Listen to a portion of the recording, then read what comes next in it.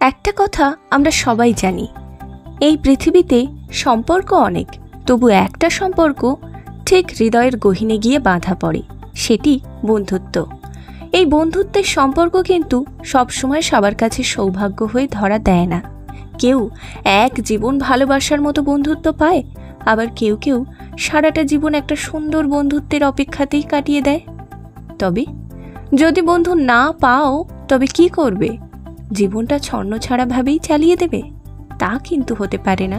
আমাদের সবার জীবনেই এমন একটা সময় নিশ্চয়ই আসে যখন আমরা ঠিক বুঝতে পারি প্রিয় মানুষ, আত্মীয়, পরিবার এদের ছাড়িয়ে সবচেয়ে সুন্দর সম্পর্ক নিজের সাথে গড়ে ওঠা নিজের বন্ধুত্ব।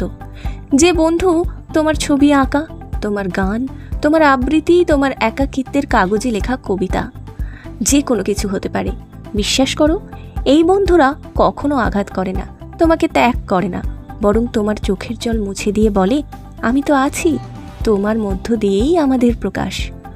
যে বন্ধুত্বে তুমি শুধু পাবে প্রত্যাশা নয়, ভালোবাসা। তাই বলি, যদি না পাও সেই একান্ত বন্ধু, তবে নিজেকেই বন্ধু বানাও।